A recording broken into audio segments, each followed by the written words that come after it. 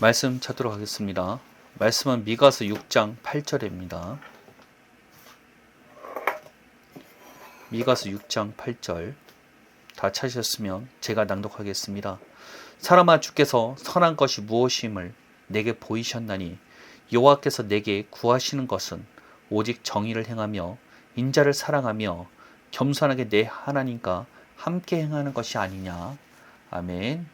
오늘 선포하고자 하는 말씀은 내 노력이 하나님 앞에 악함이 될 때라는 제목으로 말씀을 선포하고자 합니다.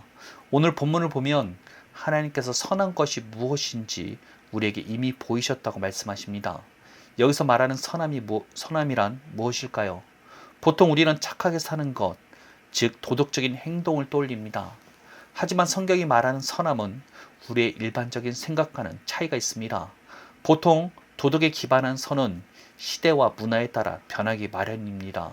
성경에 나오는 몰렉 신화만 봐도 그렇습니다. 자기 자녀를 우상에게 제물로 바치는 인신제사 종교였습니다.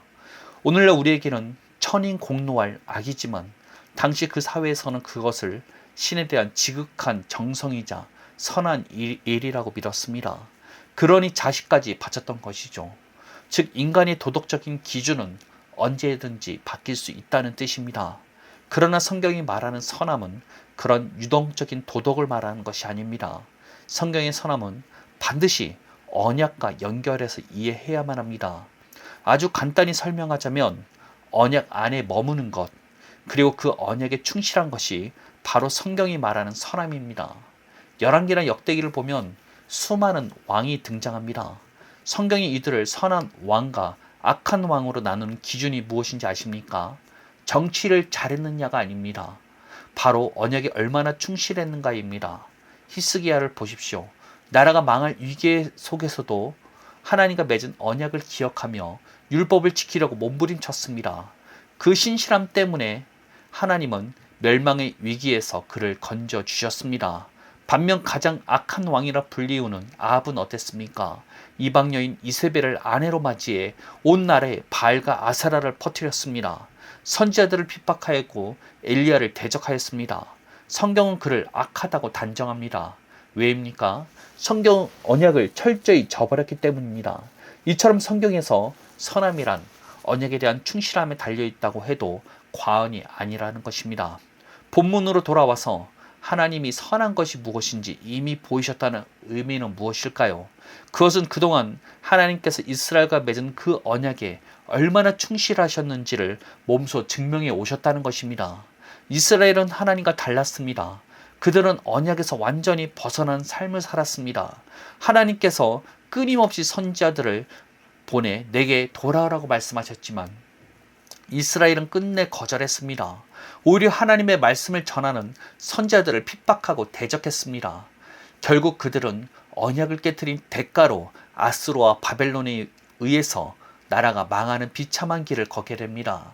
하지만 인간은 배신해도 하나님은 끝까지 언약에 신실하셨습니다.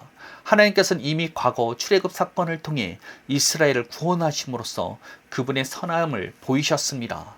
그리고 이제 미가 선지자를 통해 또 하나의 선함을 약속하십니다.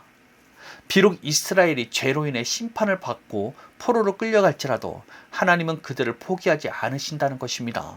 인간의 불충실함 때문에 모든 것이 끝난 것 같은 그 순간에도 하나님의 언약은 멈추지 않았습니다. 심판 중에도 긍휼을 잊지 않으시고 회복의 길을 예비하시는 하나님의 그 열심, 미가 선지자는 바로 이 언약에 끝까지 충실하신 하나님의 모습을 보고 하나님이 선하신 것이 무엇인지 내게 보이셨다고 선포하신 것입니다. 그래서 미가 선지자는 우리에게 언약에 충실할 것을 요구하는 것입니다. 본문에서 말하는 정의는 하나님의 법인 율법을, 그리고 인자는 히브리어로 헤세드, 즉 언약적 사랑을 의미합니다. 그리고 하나님과 동행하라고 말합니다. 이 모든 것을 한마디로 종합한다면 무엇일까요? 언약에 충실하라는 것입니다. 그렇다면 오늘을 사는 우리에게 선한 삶이란 무엇이겠습니까? 우리 역시 언약에 충실을 해야 한다는 것입니다. 그런데 여기에서 중요한 것이 있습니다. 그 언약 안에서는 율법을 지키는 것이 충실함이었다면 우리가 속한 새 언약의 조건은 다르다는 것입니다. 바로 믿음입니다. 그런데 단순히 예수님을 인정하는 수준의 믿음을 원하시는 게 아니라는 것입니다. 말씀이 진리기에 세상과 타협하지 않는 믿음, 말씀대로 생각하고 행동까지 나오는 믿음, 설령 눈앞에 당장 기적이 나타나지 않는다 할지라도 끝까지 말씀을 신뢰하는 믿음, 새 언약 시대에 선하다는 것은 바로 이 새 언약의 유일한 조건인 믿음을 소유하라는 것입니다. 우리는 이 믿음의 사람이 되기 위해서 힘써야 한다는 것입니다. 우리가 기도하고 말씀을 읽는 진짜 이유가 무엇이겠습니까?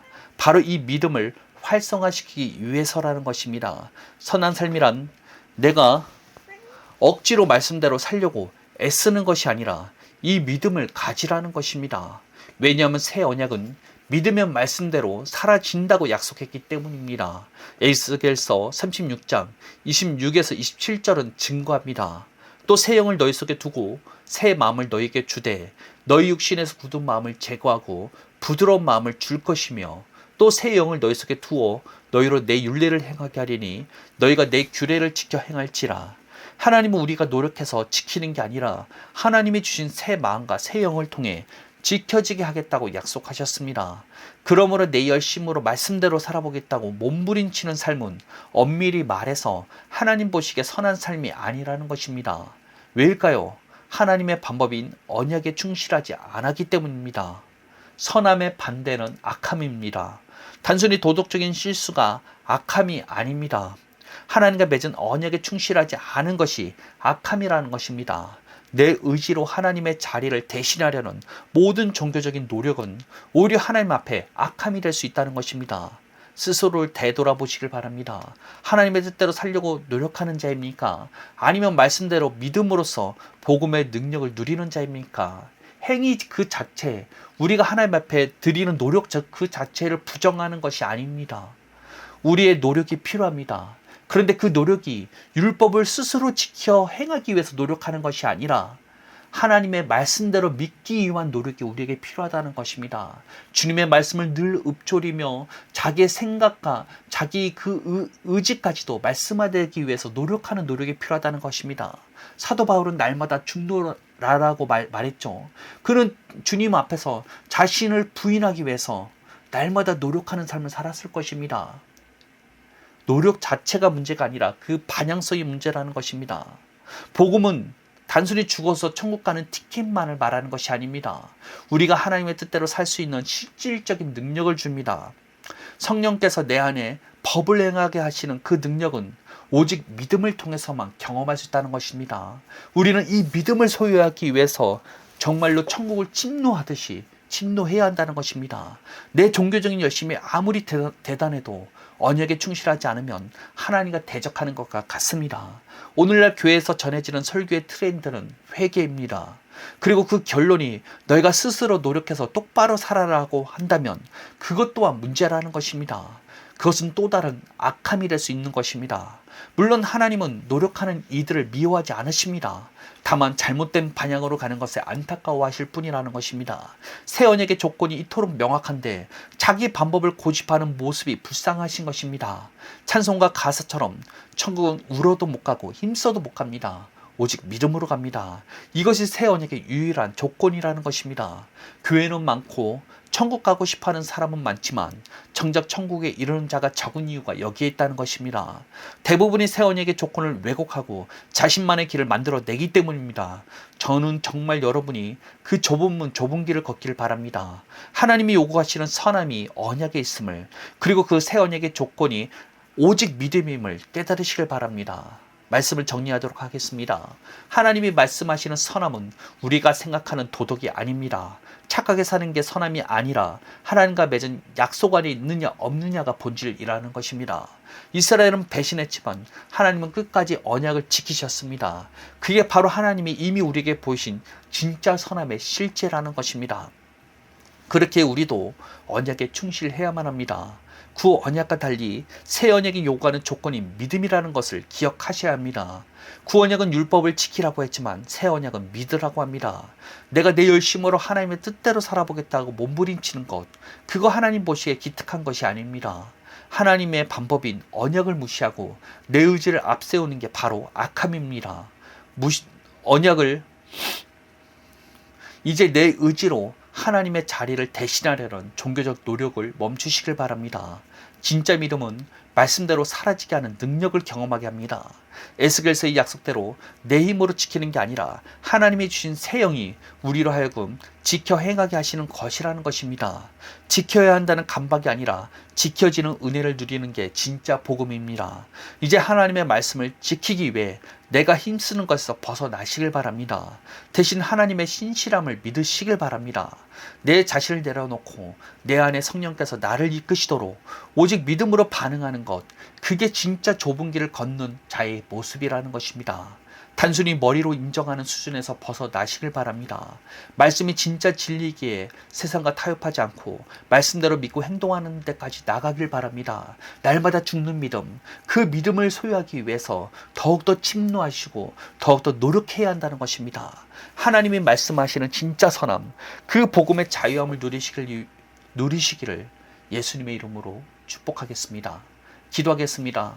하나님, 우리가 새 언약을 주님 앞에 맺었음에도 불구하고 자꾸만 옛 언약의 방법대로 주님을 섬기려고 했던 모습들을 회개합니다. 이것이 주님 앞에 선함이 아니었음을 회개합니다. 하나님, 우리가 말씀대로 믿고 행함으로써 우리가 주님의 뜻을, 주님의 능력을 나타내는 자가 되기를 원합니다.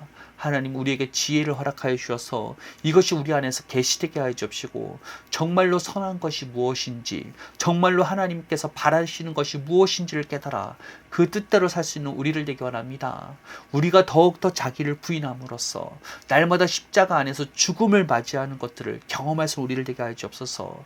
우리가 더욱더 말씀대로 생각하기 위해서 늘 주야로 말씀을 묵상함으로써 주님 앞에 나가시는 자들 되게 원하오니 이 시간 우리에게 은혜를 베푸시고 우리의 한 주간의 삶까지도 주님께서 붙들어 주옵소서.